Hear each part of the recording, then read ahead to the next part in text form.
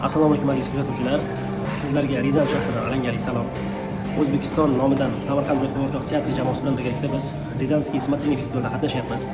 O'zbekistonda ham qo'g'irchoq san'ati bilan shug'ullanuvchi ijodkorlar, yoshlar, ustozlar ko'pligi sababli mana shu festival kundaligi bilan bo'lishib olishni niyat qildim. Kecha festivalning birinchi kunida birinchi bo'lib xitoylik ijodkorlar o'z ijodlarini namoyish qilishdi. Ya'ni bu shunday spektaklki qisqa hikoyalardan iborat va marionetka qo'g'irchoq turi yordamida ifodalangan chiroyli bir chiqishlar bo'ldi.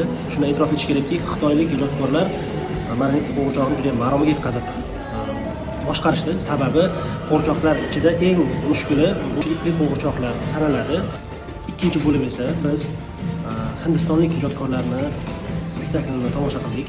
An'anaviy cholg'ulari, an'anaviy raqslari va an'anaviy qo'g'irchoq boshqarish san'atini barchaga namoyish qilishdi. Aynan biz e'tiborimizni tortdiki, bizda ham safl yordamida qo'g'irchoqning ovozi o'zgartiriladi. Ularda ham shunday bir saflga o'xshash narsasi bor ekan va qolaversa bizni qayroq tosh musiqa asbobimiz bor. Qayroq toshga o'xshagan ularda ham shunaqangi bir chaladigan yordamchi musiqa asbobi bor ekan. Va qolaversa ular tomoshabinni ham oxirida, spektakl oxirida shunaqangi o'zlari bilan muloqot qilishga majbur qilishdiki,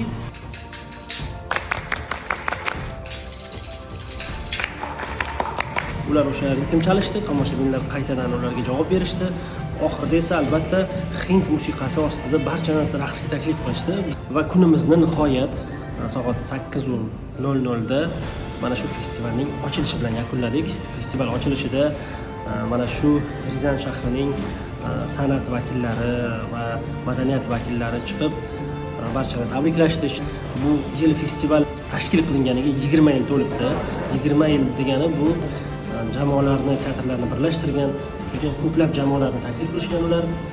Bu yerda kuzatsangiz bilib olasiz, qaysi jamoalar tashrif buyurganini, ulardan albatta lavhalar berib boramiz. Va bu festivalda bizni teatrimizni ham albatta Ali Qushchi spektakli bilan tashrif buyurganini e'lon qilishdi. Bizni kuzatishda davom eting. Sizlarga ajoyib ma'lumotlar va bu yerda bo'layotgan spektakllar haqida chiroyli va qiziqarli videolarni joylab boraman.